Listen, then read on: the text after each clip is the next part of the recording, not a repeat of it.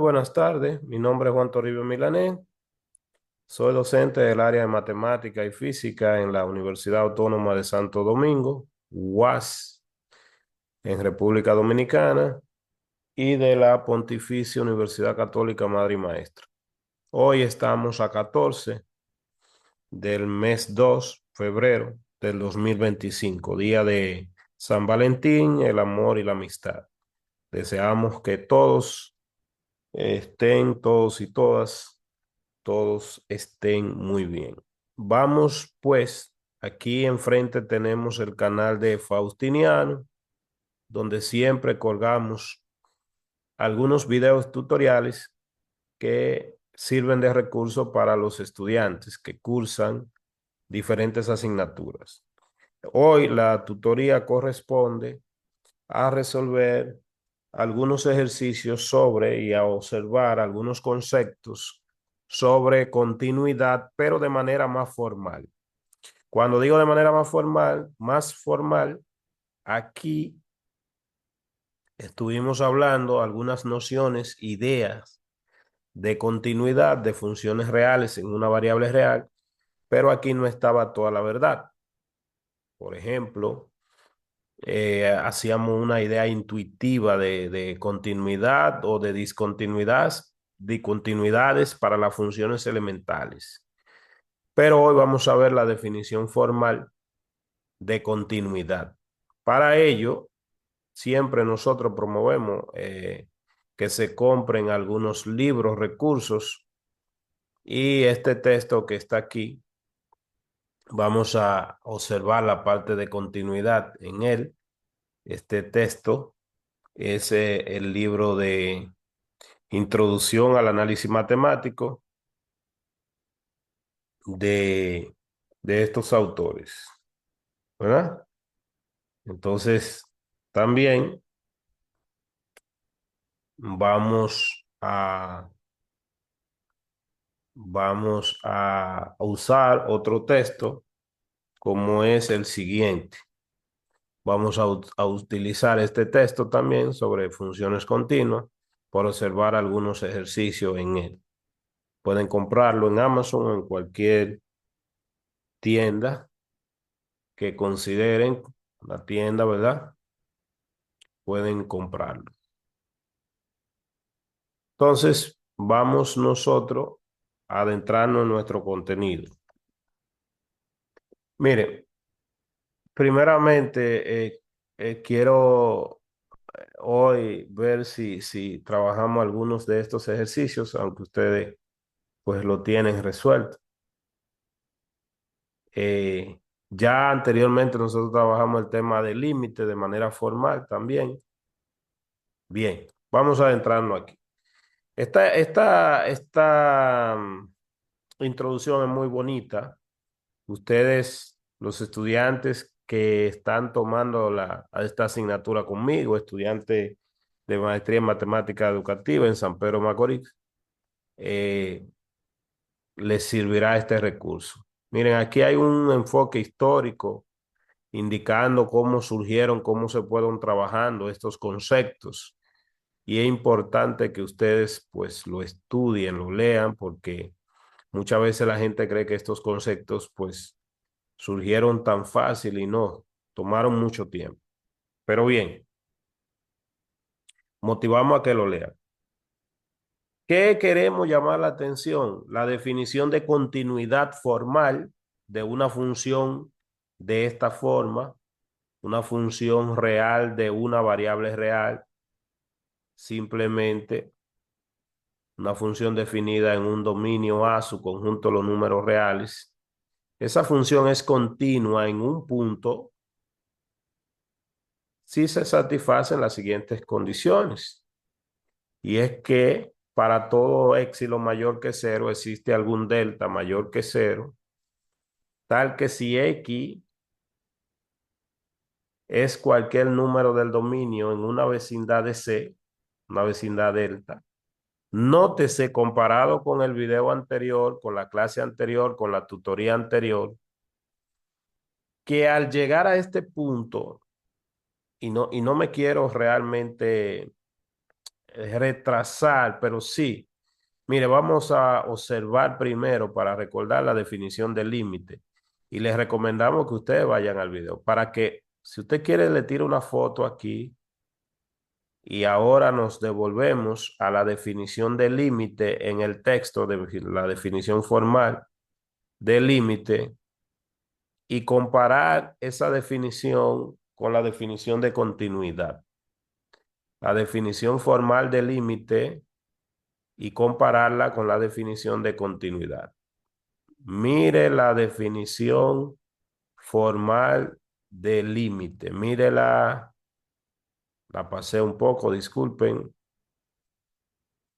Déjame ver dónde que está. Límite de una función. El límite de una función aquí. Mírela aquí.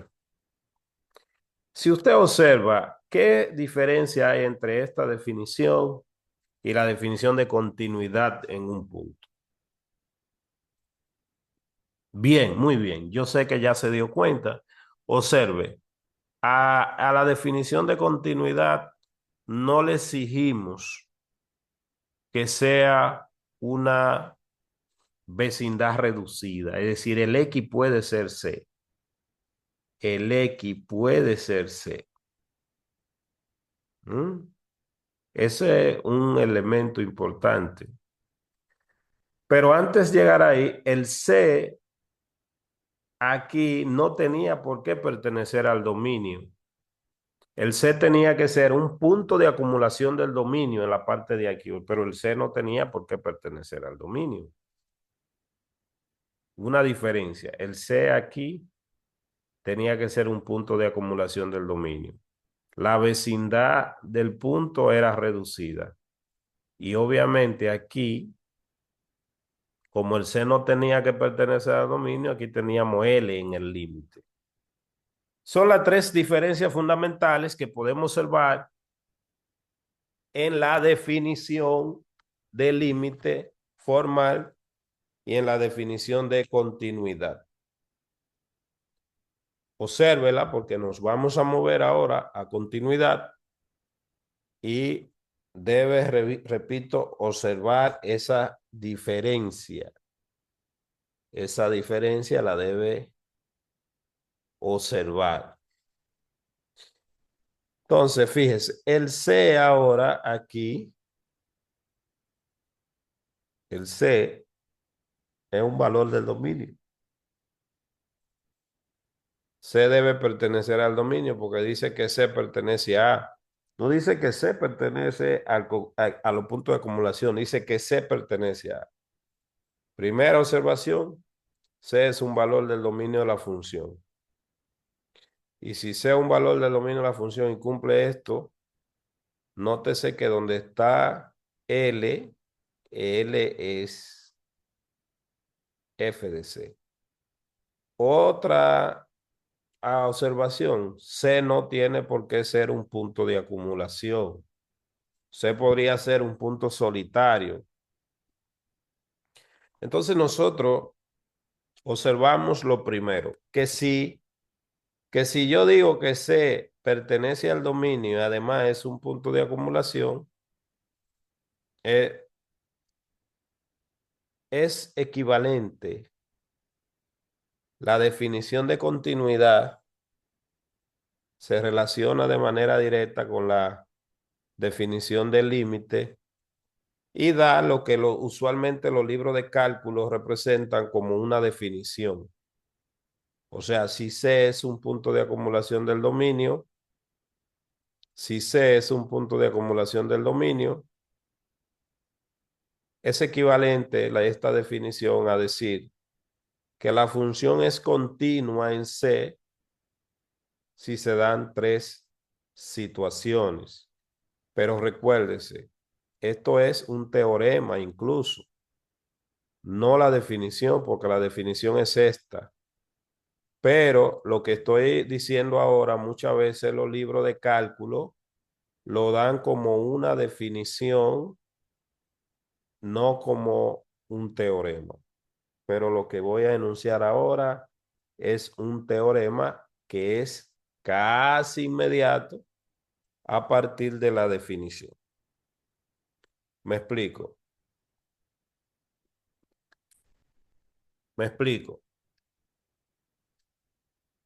Si copiamos las dos definiciones, si copiamos las dos definiciones, que me atrevo otra vez, y disculpen que haga tanto énfasis en esta parte, porque los estudiantes muchas veces no se dan cuenta entre lo que es análisis y lo que es cálculo. Esta es la definición del límite, ¿verdad?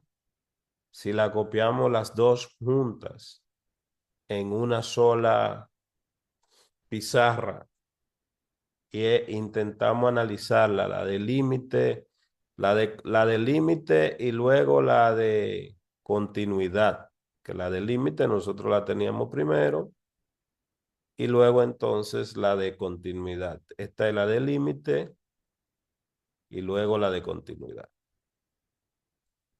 Entonces observemos algo importante comparando las definiciones. Ya límite formal de sucesiones y de funciones lo hicimos. Mire aquí, observe. Primera cosa, aquí dice que C es un punto de acumulación del dominio de la función. Aquí dice que C pertenece a la función. Aquí en la teoría del límite, es una vecindad reducida, por ende X no era C. X era un valor cercano a C. Aquí no le pone esta restricción. ¿Eh? Aquí donde estaba L, en el límite, aquí está F. Entonces, ¿qué observamos? Que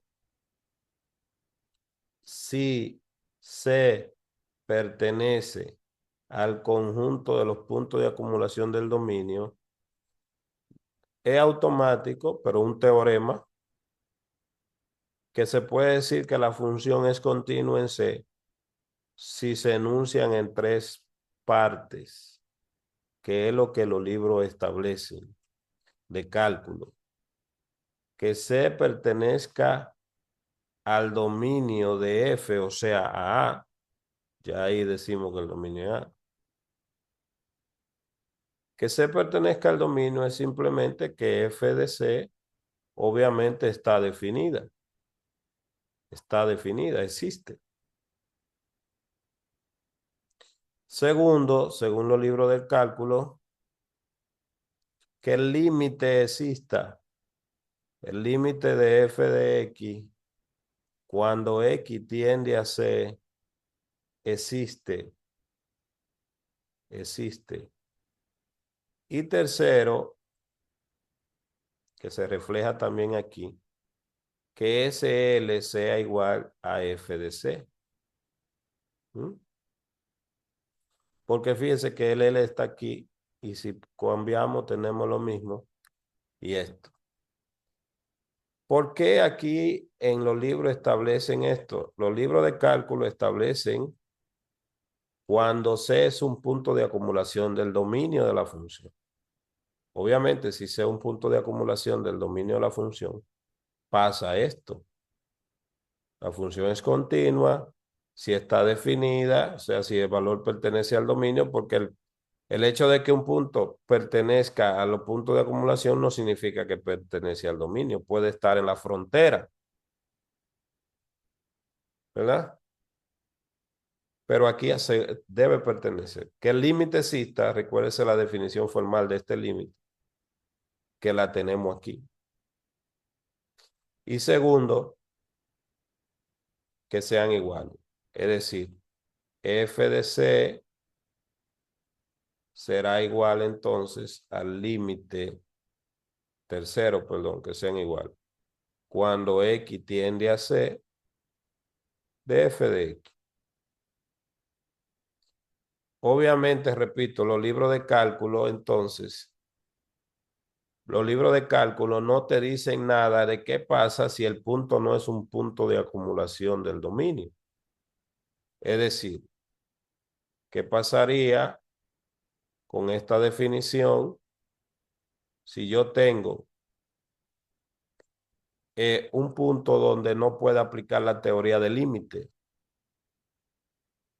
¿Qué pasaría para el ejemplo que pusimos anteriormente de f de x igual a x al cuadrado si x variaba desde 0 hasta 1 y 2 si x era igual a 3? Notemos que el 3 no pertenece a los puntos de acumulación del dominio de la función. Nótese que este es el dominio, pero sí pertenece, o sea, él no pertenece a los puntos de acumulación del dominio, porque no me puedo acercar a él por la definición de punto de acumulación que vimos en el video anterior. Entonces no puedo hablar de límite, o sea, decir límite en ese caso especial. Cuando x tiende a 3 de f de x, no tenemos la definición para este caso porque no nos podemos acercar. Pero cabe la pregunta entonces, ¿es la función f de x continua en x igual a 3? 3 se sabe que es un punto solitario del dominio. Lo primero es que vamos a observar la definición y vamos a ver si cumple con la definición de continuidad. Vamos a observar la definición y vamos a ver si cumple con la definición. Primero, ¿el 3 pertenece al dominio? Sí. Vamos por aquí. Vamos por aquí. Estamos diciendo que el 3 pertenece al dominio. Si f es continua, o sea, se dice que f es continua en 3. Se dice que f es continua en 3. Si dado cualquier cantidad positiva epsilon, ¿verdad? Existe un delta, tal que si x es cualquier punto en el dominio que satisfaga que ese x esté en alguna vecindad delta del dominio, entonces esta relación debe cumplirse. El problema aquí es que ese x dice que tiene que ser un valor que esté en una vecindad delta de 3, pero no me dice que, o sea, si yo pongo el 3, vamos a volver aquí, hago mi gráfica,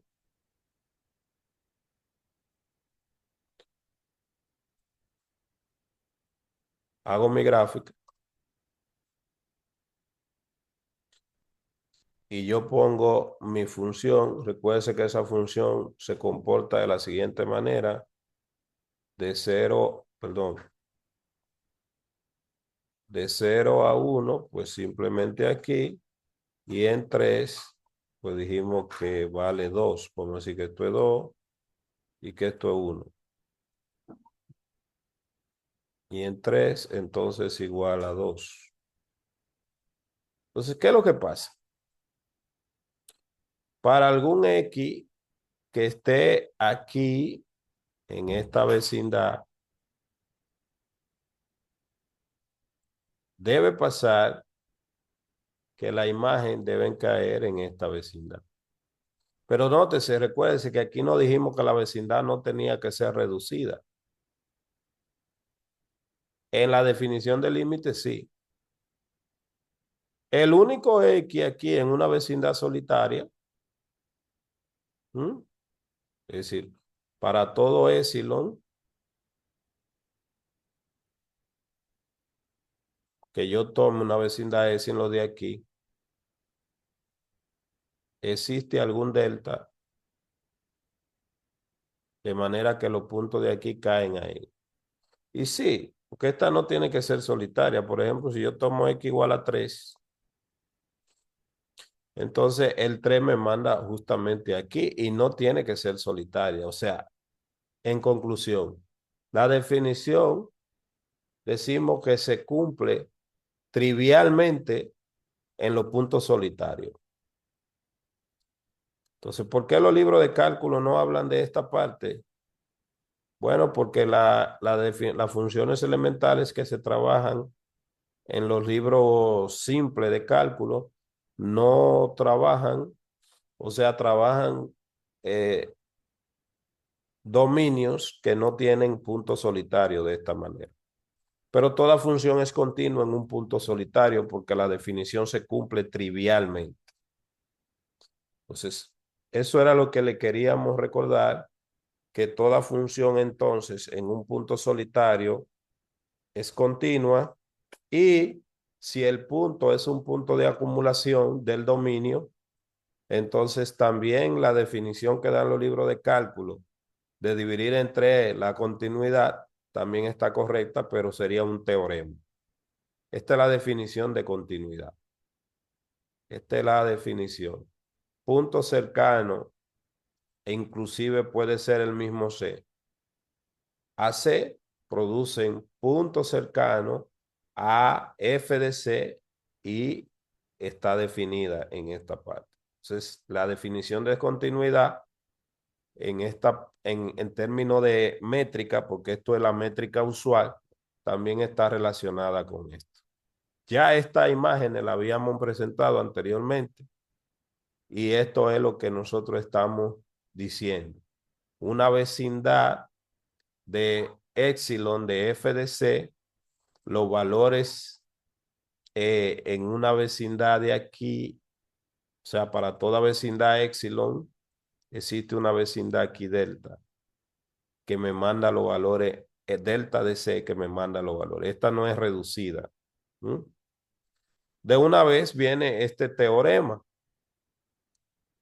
Y lo que le dialogamos, el libro también lo dice.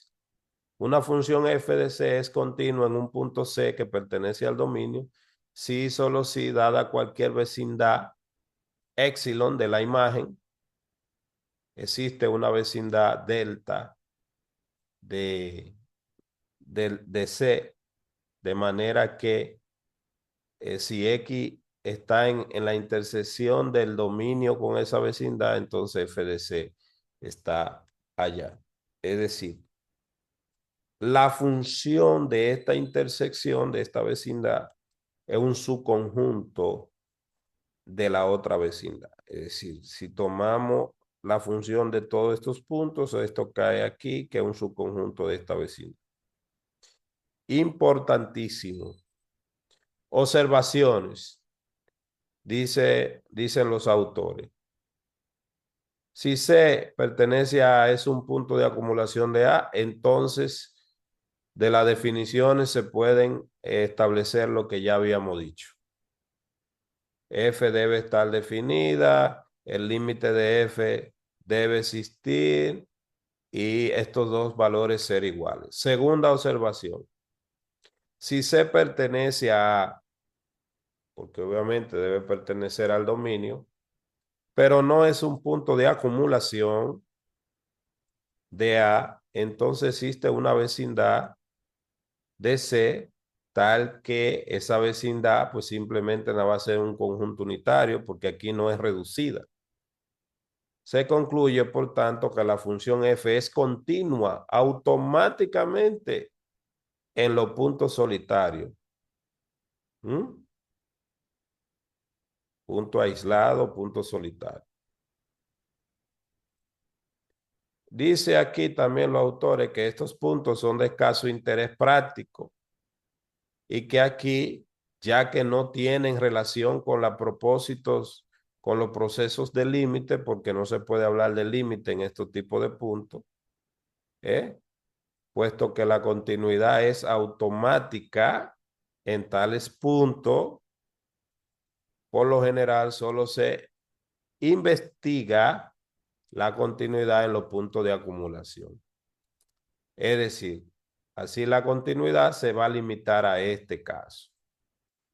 Si usted no lee esas informaciones en un libro de cálculo, sepa que ahí va teniendo ciertas diferencias, ¿verdad? Claro, hay libros de cálculo que establecen esas explicaciones y dice que donde va a trabajar en lo adelante, ese punto será un punto de acumulación y esas cosas, o punto límite. El concepto de punto de acumulación ya lo vimos en el video anterior. Criterio de sucesiones para continuidad. También, al igual que hablamos de criterio de sucesiones para la existencia o no existencia del límite, también tenemos criterio de sucesiones para continuidad. Si yo tengo una función que es continua en un punto del dominio, ella es continua sí, solo si cualquier sucesión de valor en el dominio que converja a C, pues tendrá otra sucesión, o sea, la imagen de esa sucesión debe converger a f de C. Entonces, de este criterio de continuidad se derivan bien la equivalencia de ese teorema, criterio de discontinuidad.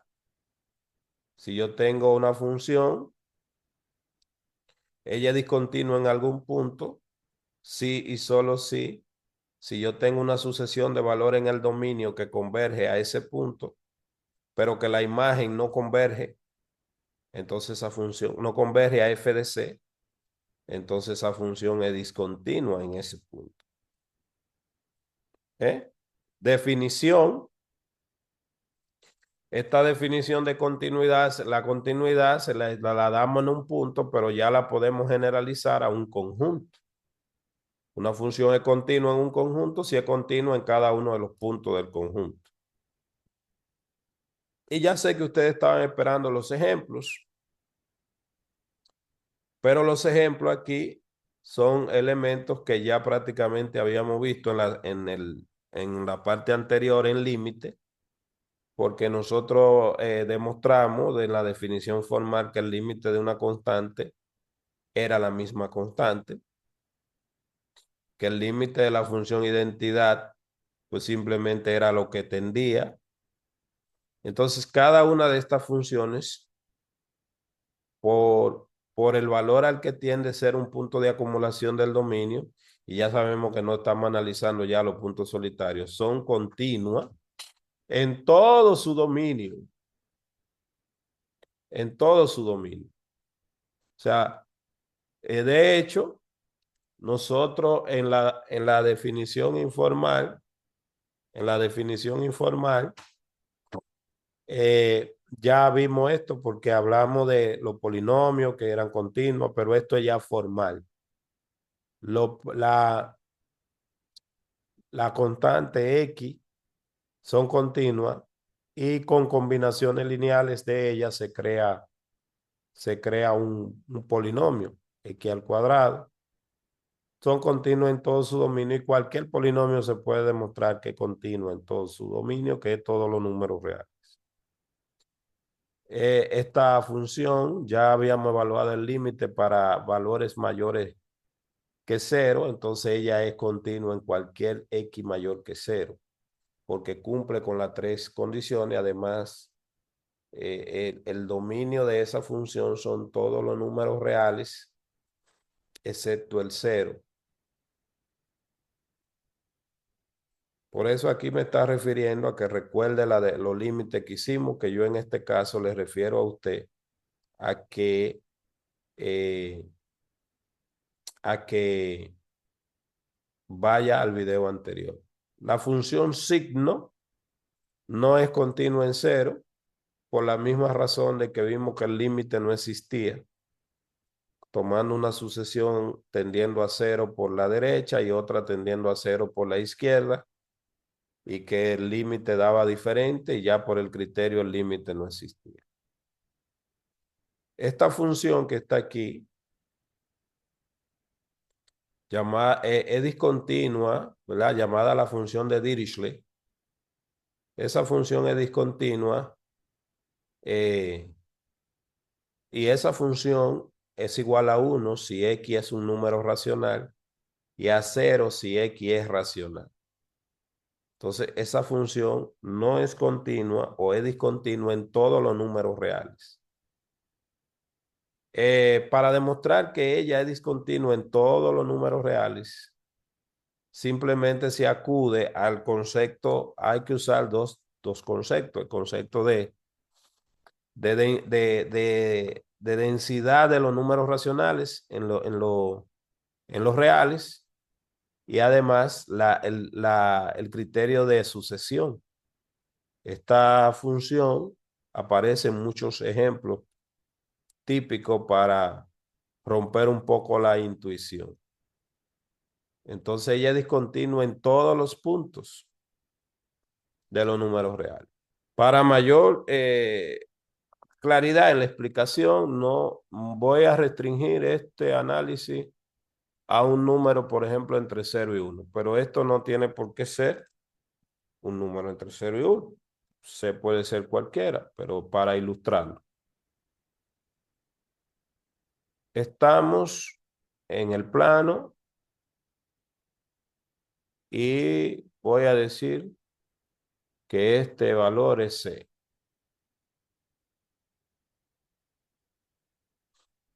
Entonces,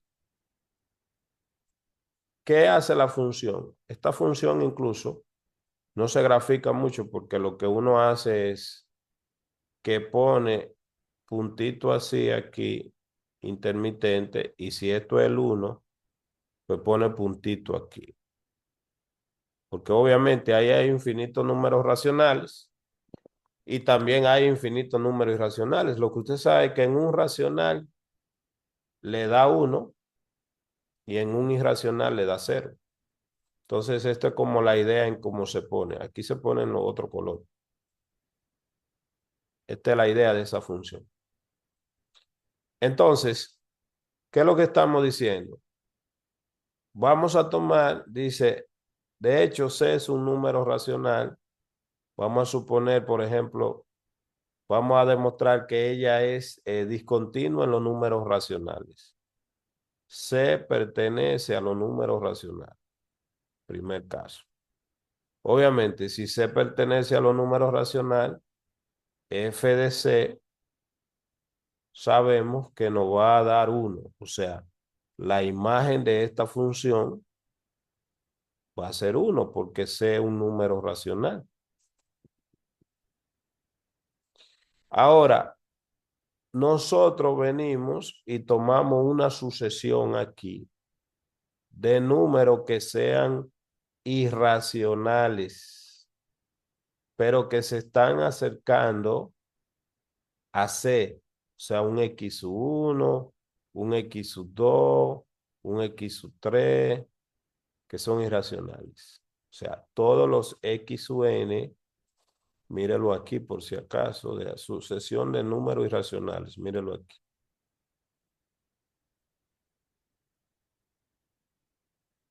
Tomamos una sucesión de números irracionales tal que esos pertenecen a los irracionales. Obviamente, ¿qué va a pasar? Si calculamos la imagen de lo f de x u n, la imagen, acuérdense que esos son irracionales, eso hace 0. Entonces, la sucesión de los números de la imagen de eso no va a tender a 1. Viola de una vez el concepto de convergencia secuencial. Recuerde que dijimos para ser continua, para toda sucesión en el dominio que converja a C, pues la sucesión aquí debe converger a f de C y no pasa así, porque f de C es 0, entonces no va a pasar de esa manera. Fíjense que f de x1 va a ser 0, f de x2, 0, 0, 0, y nunca va a converger a 1. El otro caso es suponer que C sea irracional. Si C es irracional, pues hacemos lo contrario. Recuérdese que la justificación de esto le estamos diciendo por la densidad que tienen estos números, o sea, son densos en el conjunto de los números reales. Por ende, siempre van a aparecer en el medio de dos números racionales, va a aparecer infinitos números irracionales. Y en el medio de dos números racionales, pues también van a aparecer infinitos números irracionales. Es decir, que por la densidad podemos garantizar esto. Entonces, la otra es lo que ya dijimos. Esto ya lo es lo que acabamos de escribir aquí. La otra parte es, si suponemos que ese valor es un número irracional, entonces, tomando una sucesión de números racionales, vamos a llegar a la misma otra contradicción. Y se va a cumplir entonces que esa función es discontinua en cualquier número real. Esa función no tiene punto de continuidad. La otra función a analizar, que es una función súper interesante, es esta que tenemos aquí. Y observamos lo siguiente. Nótese que esta función está definida desde el conjunto de los números positivos y la función está definida de la forma siguiente. Para cualquier número irracional positivo, la función h de ese número sería igual a 0. Y para un número racional positivo, de la forma m, obviamente, entre n, simplificada, entonces la función, de manera que m y n son primos relativos, es decir, que ya está simplificado. Entonces la función de ese número irracional, perdón, racional, simplemente sería 1 entre el valor del denominador. Nótese, aquí yo tengo la gráfica o una idea de la gráfica de la función. Los números irracionales positivos que estén aquí, por ejemplo, en raíz cuadrada de 2, pues es 0, en pi da 0, en e da 0, porque eso es lo que dice. O sea, aquí hay unos puntos para los números irracionales. Ustedes, ustedes podrían preguntarse dónde hay más puntos, si arriba o en la parte donde es 0. Y hay más puntos que son 0 que los puntos que están por arriba. ¿Por qué? Porque el conjunto de los números irracionales no es contable, mientras que el de los racionales sí. Entonces, volviendo aquí, usted puede notar que en los números enteros, pues en todos los números enteros es igual a 1, porque todo número entero es un número racional de la forma m entre 1, o sea que n valdría 1. Por eso en 1 es igual a 1, en 2 es igual a 1 y así sucesivamente. O sea, nótese muy bien cómo está evaluada esta función, cómo está dada, perdón, porque el estudiante, pues, es una función muy especial. O sea, h de x está dada de la manera siguiente. Primero, h está definida desde a en r, y a es el conjunto de todos los números x que pertenecen a los números reales, tal que x es mayor que 0, es lo que está diciendo. Entonces, es igual a 0 si ese x pertenece a, obviamente, y también x, bueno, vamos a ponerlo de una vez, pertenece a intersectados con los números irracionales. Y es igual a 1 entre n si el X es de la forma m entre n que pertenecen a, ¿verdad? Intersectado con los números racionales. Por ejemplo, si nosotros calculáramos h de 3/5, pues eso me va a dar 5. Mientras que h de 3, porque 3 es lo mismo que 3 entre 1, pues me va a dar 1. Pero h de raíz cuadrada de 2 es 0. Así está dada esa función. Entonces, esta función que me están dando, me está diciendo, volviendo aquí, que es una función que tiene las siguientes propiedades. Incluso aquí dice que se afirma que esa función es continua en cualquier número irracional positivo y que es discontinua en cualquier número racional. ¿Mm? En cualquier número racional, ella es discontinua, mientras que en los irracionales, ella es continua. Entonces, esta función fue introducida en el 1875 por Tomé, por eso también se le llama la función de Tomé. Nótese que incluso, igual que la anterior, no podemos establecer con claridad una gráfica. Entonces, vamos a tener lo siguiente. Miren, vamos primero a demostrar que lo que ya hemos dicho, recuérdense que hemos dicho que h es continua en cualquier número irracional y es discontinua en cualquier número racional.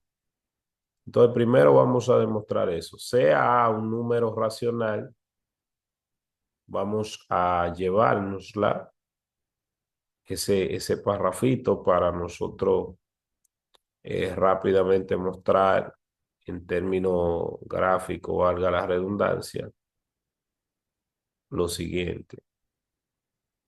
Por ejemplo, si A es un número racional,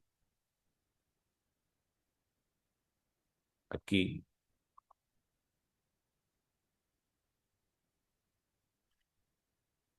bueno, de paso, bueno, vamos a llevarnos esta parte solamente. Entonces, si A es un número racional, recuérdese que nosotros hemos dicho que ella en los números irracionales, ¿verdad? Es continua, pero en los racionales en los irracionales ella es continua, pero en los racionales es discontinua. Primero vamos a demostrar la discontinuidad. Sencillo, está hecho en 2 líneas. Entonces observemos, pegando aquí. Vamos a suponer que A es un número racional positivo. Entonces yo tengo mi A aquí. Y A pertenece a los números racionales. A mayor que 0. Entonces, A es un número racional. Vamos a tomar una secuencia de números irracionales que tienden a A.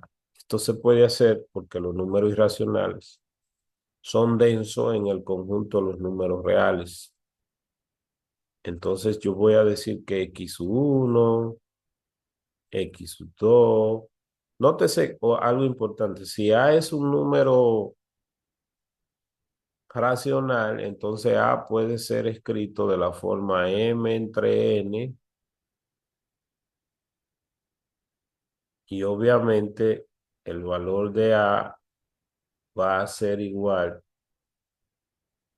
a un 1 entre N. O sea, la función va a ser de esa forma porque A es un número racional y la función h de m entre n simplificado,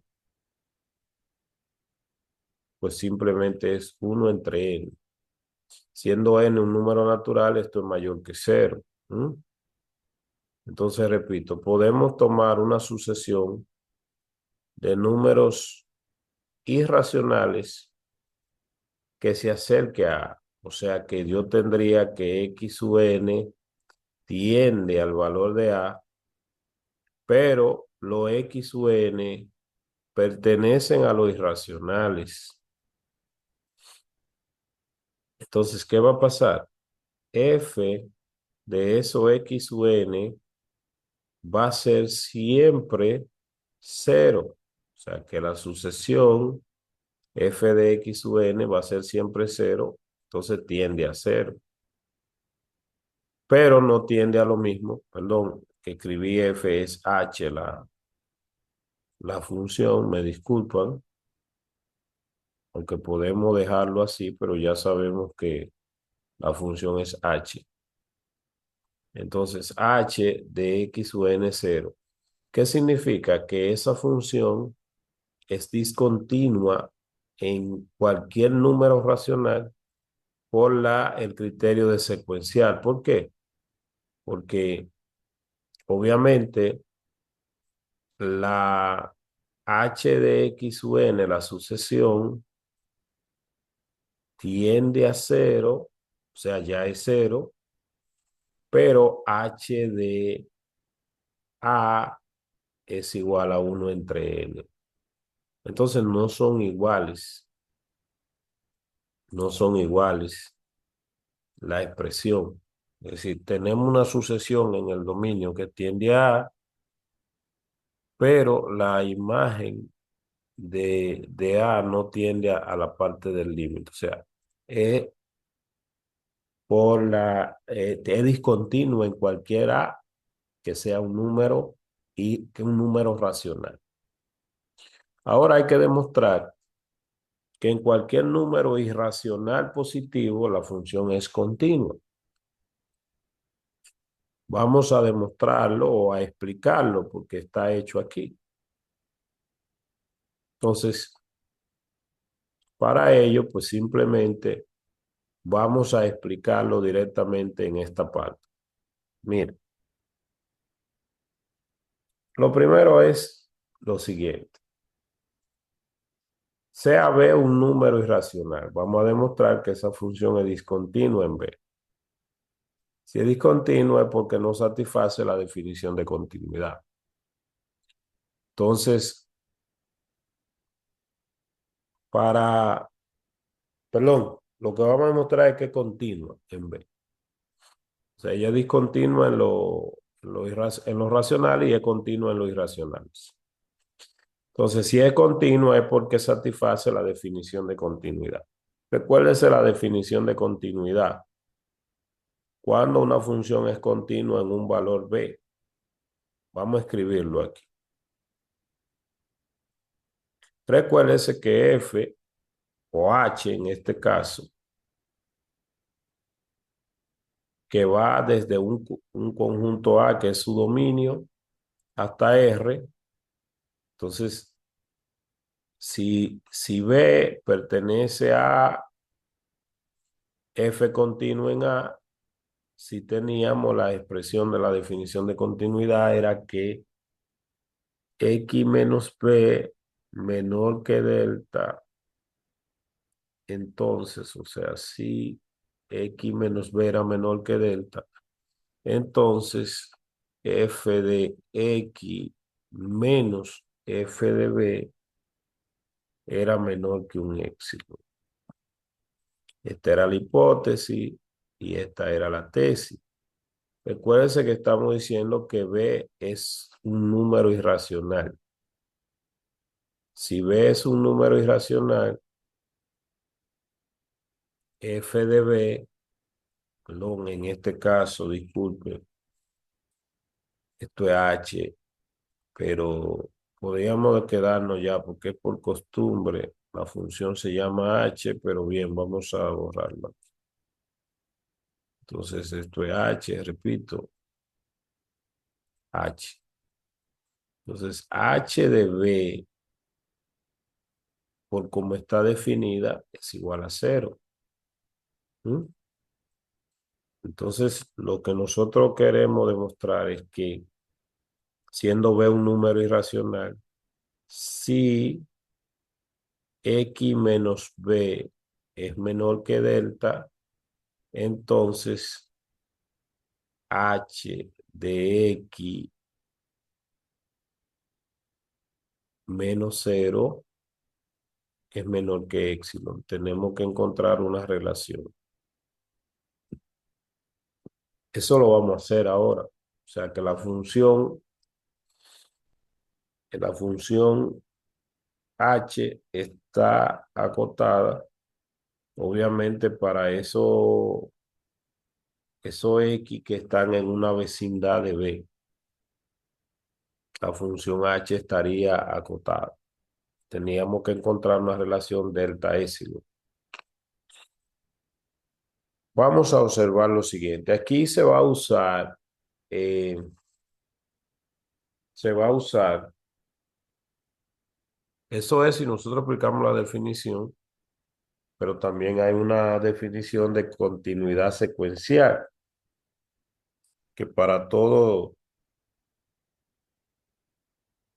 X u n que pertenece o sea, valor en el dominio, tal que esos X u n convergen a B, debe pasar que f de X, perdón, H, que H, la sucesión H de X u n,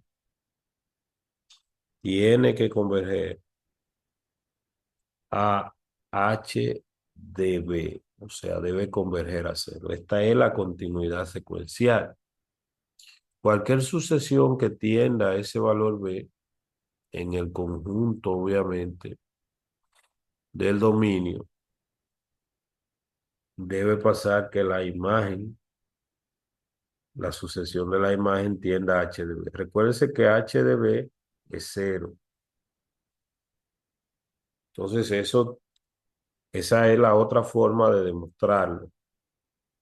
Vamos a ver cuál es la forma que sigue el libro. Entonces, sea B un número irracional. Si yo tomo un valor positivo, por la propiedad de Arquímedes, si epsilon es una cantidad positiva, siempre va a existir algún un número natural que le podemos llamar a ese número natural eh, n sub 0, de manera que ese número natural es menor que es cualquier número positivo.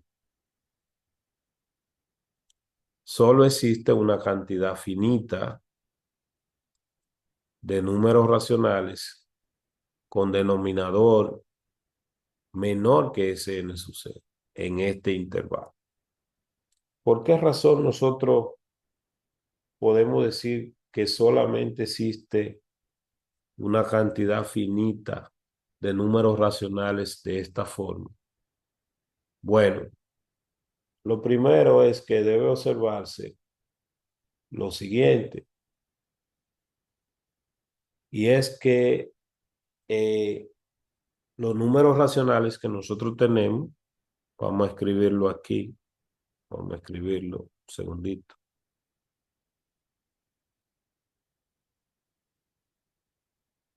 aquí. Entonces, los números racionales que nosotros tenemos, obviamente, van a ser números de la forma siguiente, o sea, van a ser números de la forma m entre n. con la posibilidad de que n sea menor que ese n sub cero. Perdón. Eh, bueno, vamos a escribirlo otra vez. Van a ser de la forma m entre n, de manera que n sea menor que ese n sub cero, porque ya estamos diciendo. Ahora bien, el máximo común divisor entre m y n es uno. ¿Por qué? Porque estamos diciendo que esos números que están ahí son primos relativos porque ya están simplificados. ¿Mm? Para cada número natural menor que n, es decir, esto que está aquí, ellos son primos relativos y es un número natural menor que el n sub cero. Entonces, los valores posibles de m, los valores posibles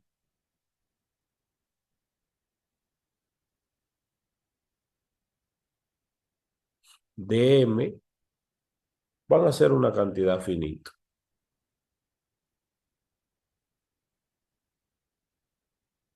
¿Por qué? Por la condición de que m y n son primos relativos. Entonces, yo estoy cogiendo números naturales menores que algún número n, pero que además sea primo relativo con m. Entonces, esos números, esos números son una cantidad finita. Entonces, ¿qué va a pasar? Ahora, siguiendo, ya ahí respondimos por qué son finitos. Entonces, vamos a seguir aquí explicando. Si nosotros fijamos, ¿verdad? Sea n un valor fijo, ¿m? Sea n un valor fijo.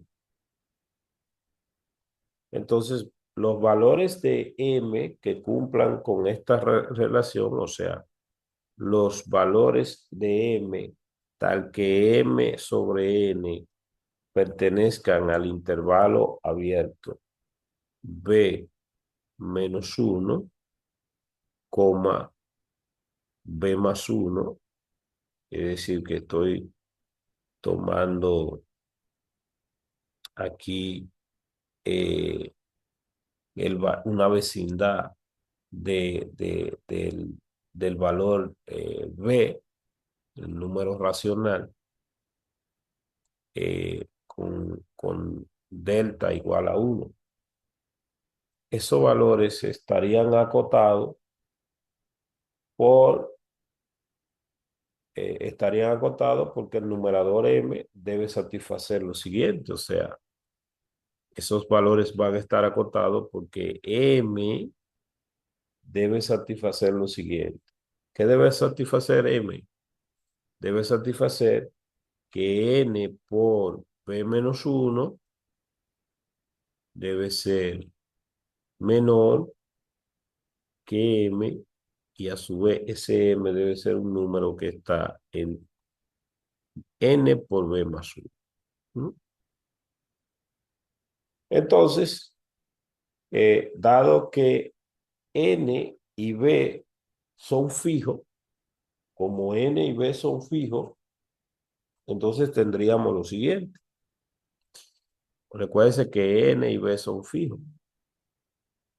Entonces, como n y b son fijos, y además también tenemos que n es menor que n sub cero, esto va a restringir al valor m a un intervalo finito, que n y b son fijos y ese n menor que esto.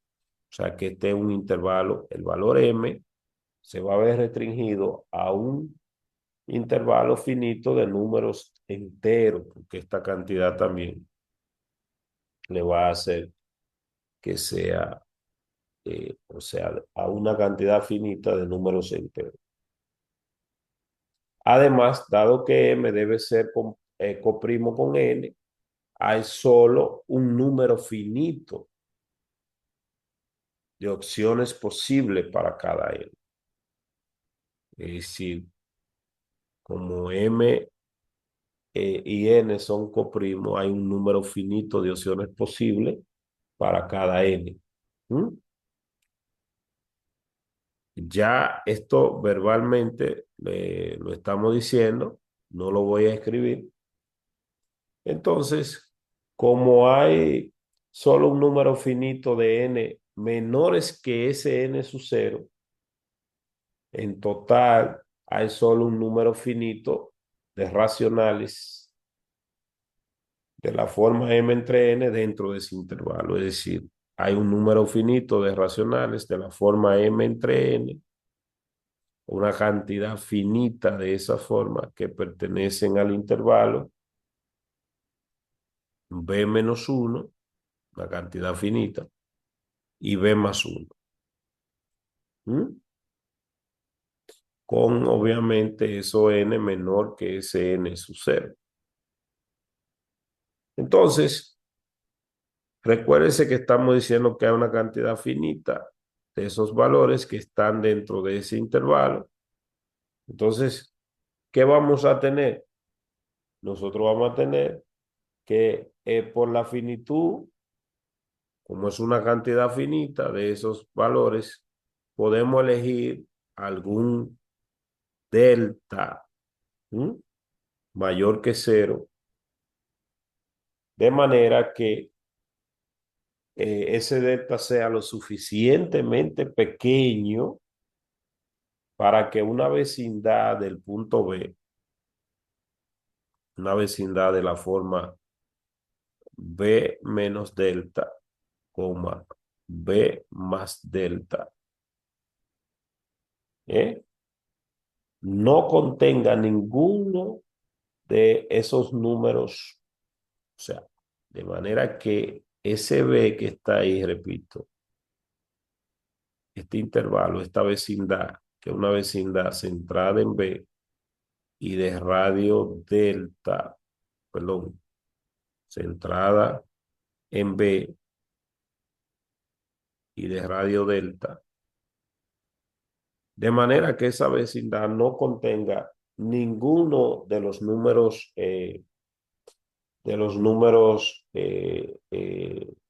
racionales. Recuérdese que B es un número irracional. Entonces yo puedo elegir una vecindad, porque los números irracionales que estoy tomando son números irracionales de la forma m sobre n. Entonces yo puedo elegir una vecindad de manera que entre esos dos, B y B más delta y B menos delta, no tenga números irracionales que cumplan con esta condición. O sea, números irracionales tal que m entre n sea un número racional, pero que además n sea menor que algún n sub 0. Entonces se puede. Nótese que aquí estoy diciendo que n sea menor que algún n sub 0 especificado. Entonces, ¿qué pasa? Que si yo elijo una vecindad, esa vecindad, o sea que esa vecindad, si yo intersecto esa vecindad delta centrada en B con el conjunto de los números racionales, estoy diciendo que esa vecindad sería vacía, un conjunto vacío, que no hay ningún número racional, ¿verdad? Ninguno de estos racionales con denominador, obviamente. O sea, no es solamente racionales, sino racionales con denominador menor que n sub 0. O sea, Aquí no es bueno escribir directamente con los irracionales porque no es que no hay racionales, pero es irracional, perdón, es racionales de manera que n, ese denominador, sea menor que n sub 0. Se puede coger. Por eso aquí no es bueno escribirlo directamente como la intersección. Estos son irracionales de la forma de que n sea menor que n sub 0. Se puede. ¿Mm? Entonces, obviamente, eso garantiza que h de x sea menor, o sea, h de x como quiere positivo, pero si usted lo quiere poner en módulo, que h de x sea menor que épsilon. ¿Por qué ese h de x sea menor que épsilon? Porque entonces usted encontró una vecindad aquí que no contiene números racionales, de manera que esto sea menor, que lo n sea menor que esta expresión. Entonces, si lo vamos a evaluar en cualquier x de esta vecindad, pues obviamente que h eh, me va a dar 0 y eso va a ser menor que cualquier épsilon y se va a cumplir la definición de continuidad. Por esa razón, para cualquier x que pertenezca aquí, nosotros simplemente podríamos tener lo siguiente. Ese h de x, obviamente, decir que 0 lo podemos decir si queremos, pero podemos escribirlo de la siguiente manera. ¿Qué es lo que vamos a tener? Vamos a escribirlo aquí. Ese h de x en módulo va a ser menor que 1 sobre n sub 0 y a su vez eso va a ser menor que épsilon para todo x que pertenece a la vecindad b menos delta y b más delta.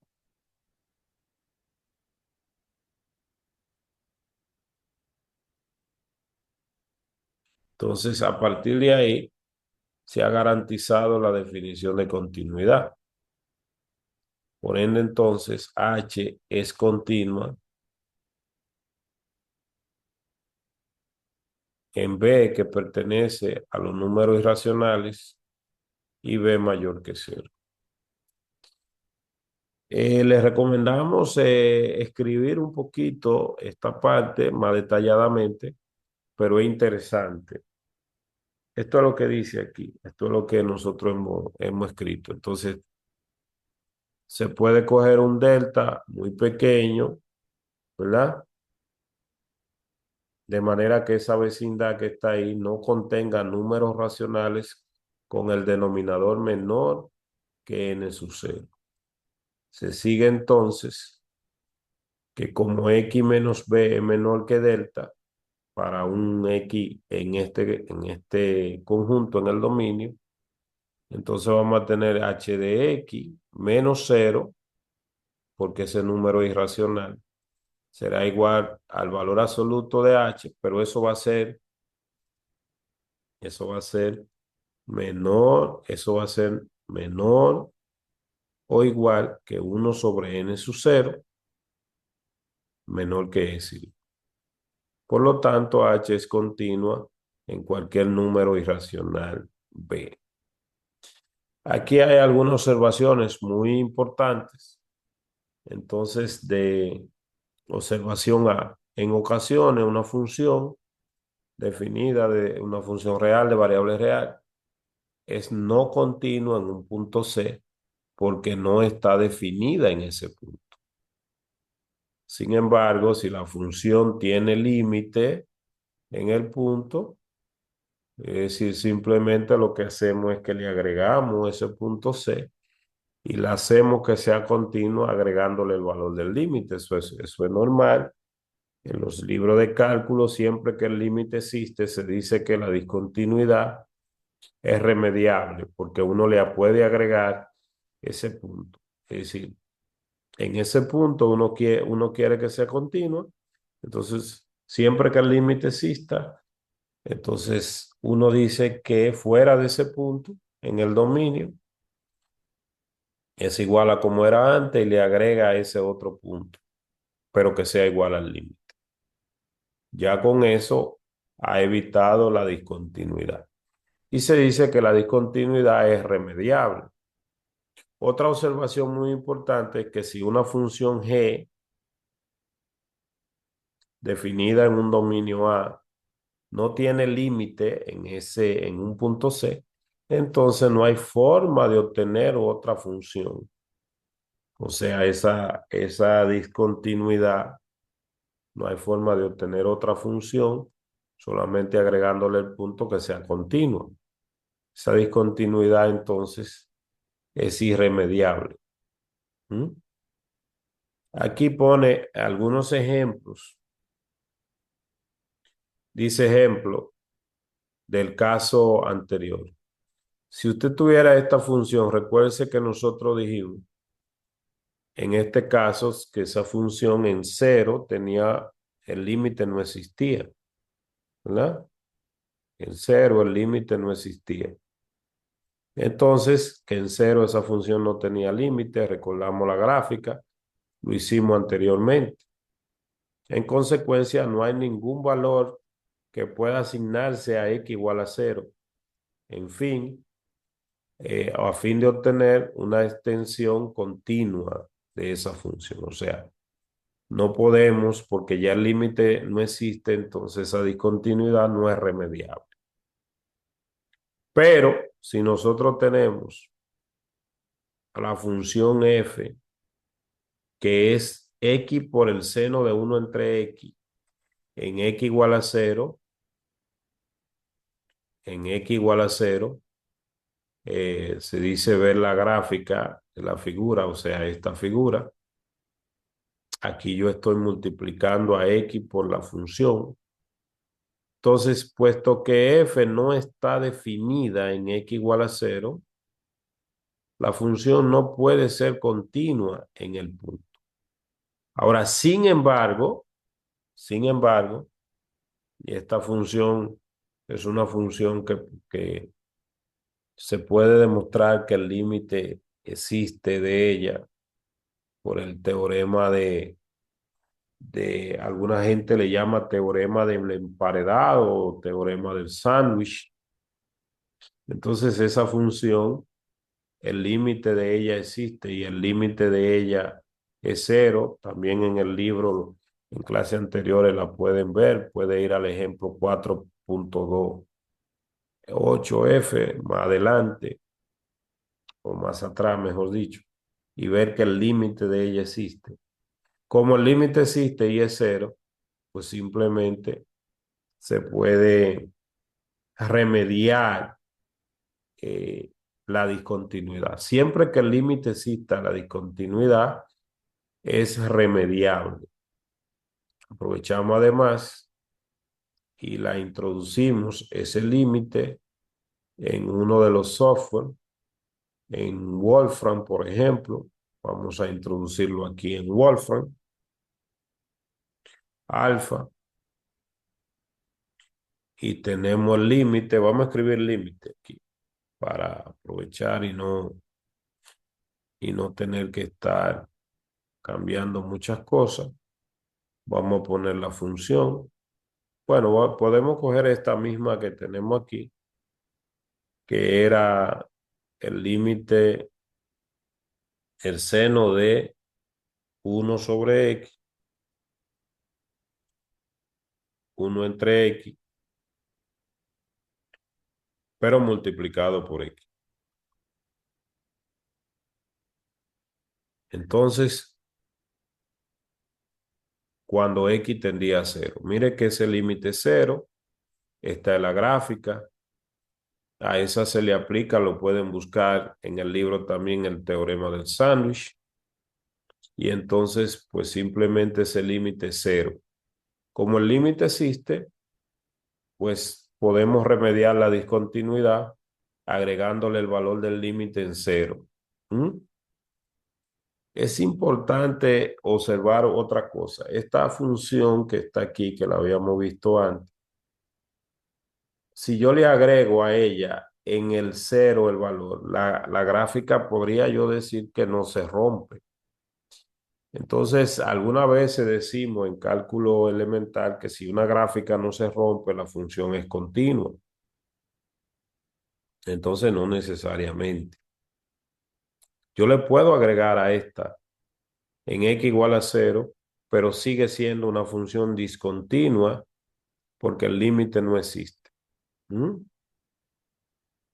Aquí tenemos algunos ejercicios, pero por el momento, pues simplemente lo vamos a dejar ahí en la parte del límite. Aquí en este otro libro que mostramos al principio hay algunos ejercicios resueltos. Yo les recomiendo a ustedes, pues, mirarlo, resolver o explicarlo, porque ya están resueltos algunos. Fíjense que aquí tiene la función de Dirichlet que dijimos ahorita, cero si uno es, si X es racional y uno si X es irracional. Dice mostrar que esa función, que el límite de esa función no existe para un número real. Es decir, ella tiene discontinuidades, que ya lo vimos anteriormente, tiene discontinuidades inevitables en cualquier número real, o sea, discontinuo en todo número real. Y ya lo hicimos a través de la discontinuidad secuencial.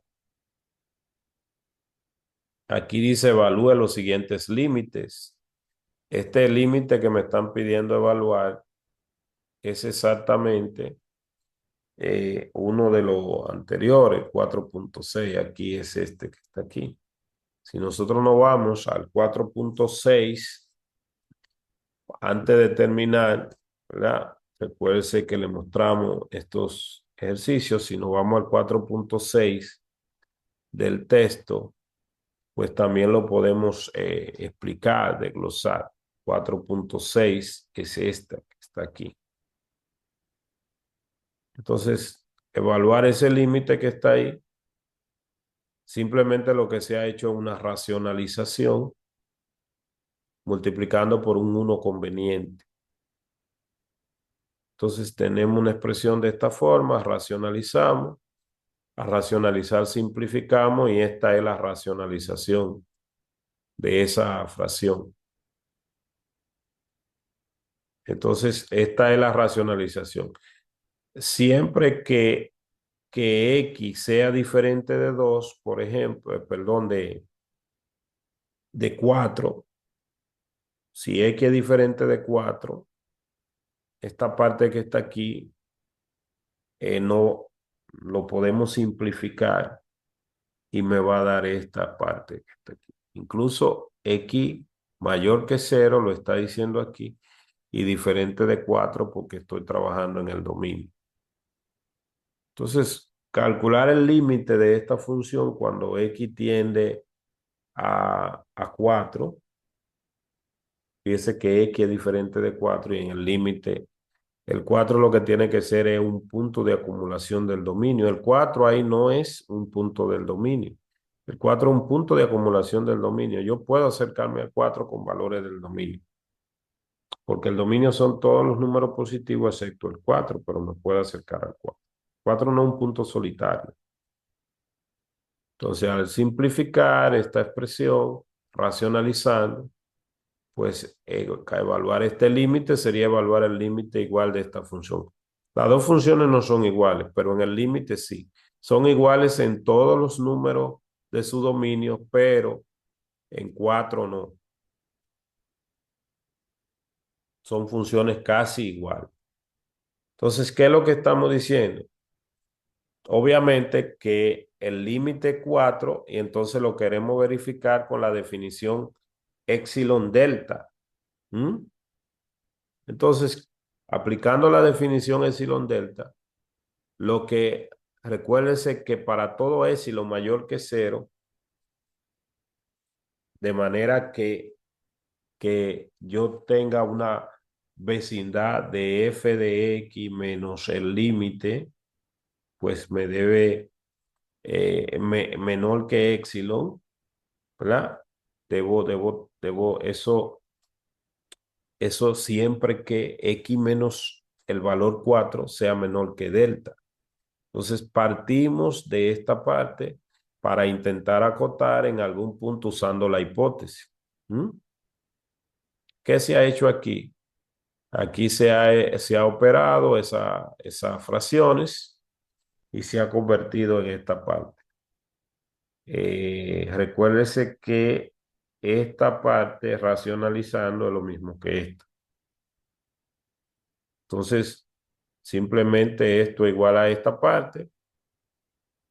Simplificando el 4 me queda esto.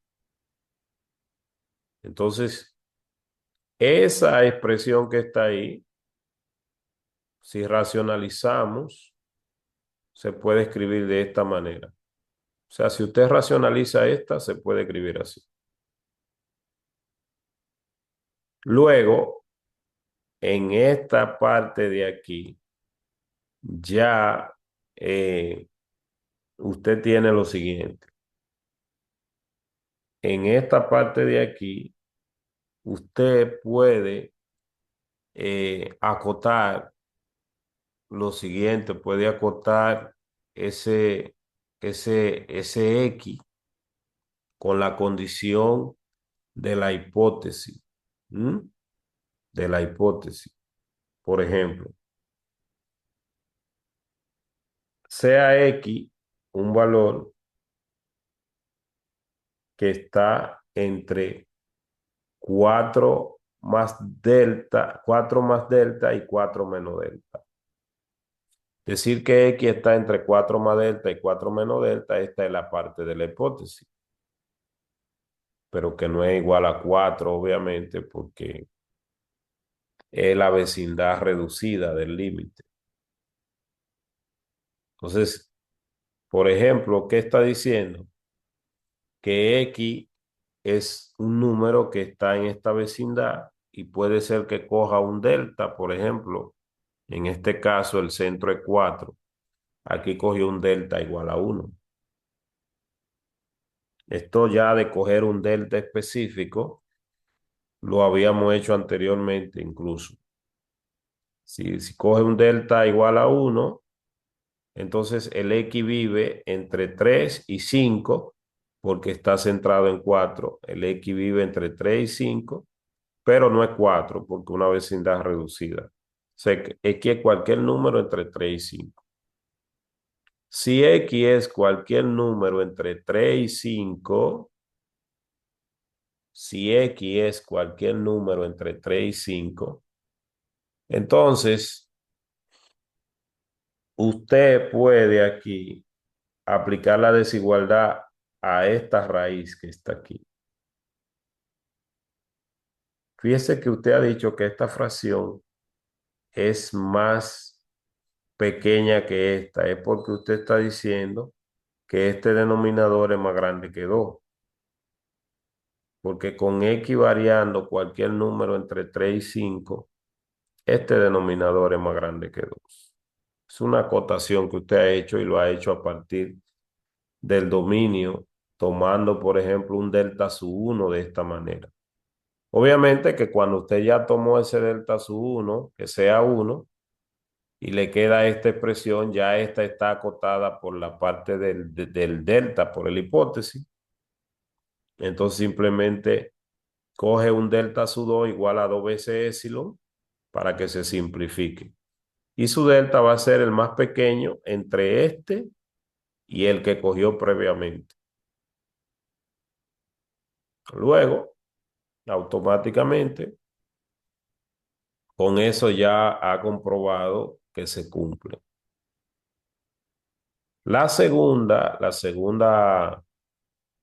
parte requiere un poquito más de análisis, pero la vamos a hacer también, porque es ya la última para terminar esta parte, para determinar el otro límite. Entonces, para calcular ese límite, ¿verdad? Entonces se va a discutir ese límite. Lo que eh, dice que un error común para querer evaluar este límite es simplemente aplicar que el límite de un producto es el producto de los límites. Entonces, ¿cuál es el error común que se ha aplicado aquí? Si se hace así, va a tener un problema porque este límite sí que es cero, pero este límite fue el que demostramos anteriormente que no existe, porque tomamos dos secuencias que tendieran a cero, pero que en esta parte las imágenes, la secuencia de las imágenes no tendían a la función evaluada en ese punto. Entonces, ese es un error común. Eso es lo que le está diciendo. O sea, usted está diciendo que esto es cero y después dice cero por cualquier cosa es cero. No, cero, pero este límite no existe. Entonces usted está multiplicando por algo que no existe. Es un error común. Incluso este límite no existe y se puede comprobar que no existe, ya lo dijimos. Entonces, ¿qué es lo que está diciendo para demostrar que este límite es cero? Simplemente hay varias formas de hacerlo. Eh, Primero, demostrar que este no existe. Hay varias formas de hacerlo, ya lo hicimos anteriormente, pero este límite no existe, incluso haciendo una sustitución. Si usted dice que t es 1/x, obviamente entonces, cuando x tiende a cero, lo mismo decir que t crece infinitamente. Y el seno en un valor que crece, o sea, no se va a mantener oscilando, no va a tender a algún valor específico. Eh, Eso es lo que dicen más o menos en términos generales aquí. Entonces, ahora, ¿cómo demostrar que ese límite es cero? Pues simplemente se prueba que para todo epsilon mayor que cero, se puede tomar un delta igual a epsilon, de manera que si x es un número real, de manera que x menos c sea menor que delta, esta es la hipótesis, entonces va a tener en valor absoluto. Entonces, el valor absoluto de x es menor que delta, siendo un delta un valor positivo. Entonces, ¿qué vamos a tener? Vamos a demostrar, a partir de esta hipótesis, se puede demostrar lo siguiente. Queremos demostrar que esta cantidad se puede hacer menor que un éxito. Sencillo, mire. El valor absoluto de este producto es el producto de los valores absolutos, pero aquí tenemos nosotros valor absoluto de esta cantidad. El seno, el valor más grande que puede tirar es 1. Entonces, si yo cogiera el valor más grande aquí, de todas formas, entonces voy a tener el valor absoluto de x por 1. Pero el valor absoluto de x ya sabemos que es menor que delta. Y entonces me va a quedar que x va a estar pues acotada. Porque por hipótesis, la hipótesis, el valor absoluto de x era menor que delta. O sea, tomando un delta igual a epsilon, automáticamente se cumple. Y se cumple aquí no usamos ni siquiera, es súper elegante, en los libros de cálculo hacen este límite con el teorema del emparedado.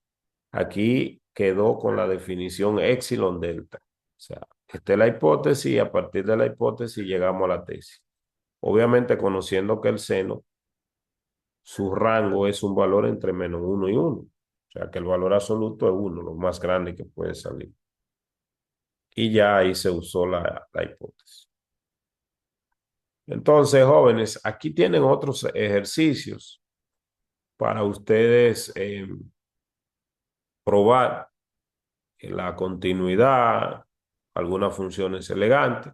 Lo vamos a dejar en este punto y pues nos vemos en un próximo encuentro. Recuerden visitar el canal de Faustiniano, como lo pueden ver aquí. Además, pueden ir a otros videos y consultar otra página en internet, donde yo tengo algunos otros recursos. Feliz Navidad, feliz Año Nuevo y nos vemos en un próximo encuentro. Bye bye.